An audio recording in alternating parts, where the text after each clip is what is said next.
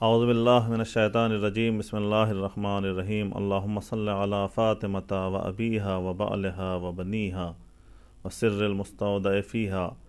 ناظرین محترم، جہاں پروردگار متعال نے انسانوں کی سعادت اور کامیابی کے لیے قرآن کی شکل میں مکتوب دستور العمل نازل کیا ہے، وہیں انسانوں کی ہدایت اور کامیابی کے لیے پیغمبران دین اور ائمہ معصومین علیہم السلام کی شکل میں مجسم نمونے پیش کیے ہیں، جن کی احادیث، جن کی سیرت اور ان کے بتائے گئے رہنما اصول ہماری زندگی کو سعادت اور کامیابی سے ہمکنار کر سکتے ہیں۔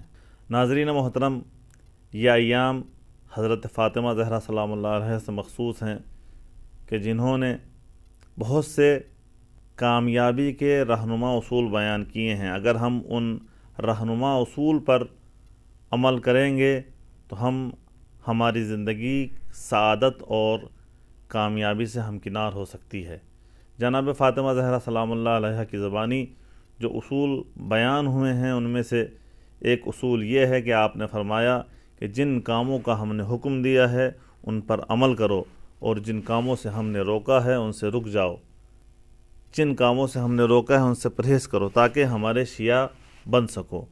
دوسرا اصول جو جناب فاطمہ زہرا نے بیان کیا ہے وہ یہ ہے کہ عبادت کو خلوص کے ساتھ انجام دو تاکہ خدا تمہارے ساتھ وہی معاملہ کرے کہ جس میں تمہاری بھلائی ہے۔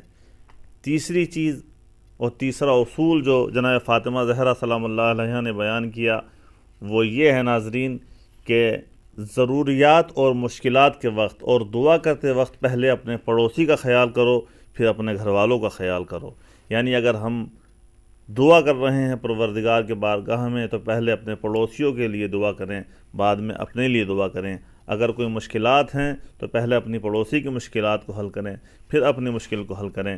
چوتھا اصول جو جناب فاطمہ زہرا نے فرمایا وہ یہ ہے کہ اپنی ماں کی خدمت کرو، کیونکہ جنت ماں کے قدموں میں ہوتی ہے۔ اور پانچواں اصول جو جناب فاطمہ زہرا نے فرمایا وہ یہ ہے کہ دیکھو، اچھے اخلاق کے ساتھ دوسروں سے پیش آؤ۔ جب تم دوسروں کے ساتھ اچھے اخلاق سے پیش آؤ گے تو یہی تمہارا اچھا اخلاق تمہیں جنت تک لے جائے گا۔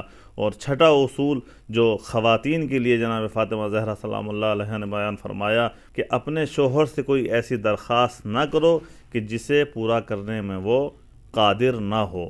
اگر ناظرین محترم ہم ان جناب فاطمہ زہرا کے بتائے گئے رہنما اصول پر عمل کریں گے تو انشاءاللہ ہماری زندگی سعادت اور کامیابی سے ہمکنار ہوگی اور ہم اپنی زندگی کو فاطمی زندگی بنا سکیں گے۔ وصلی اللہ علی رسول اللہ۔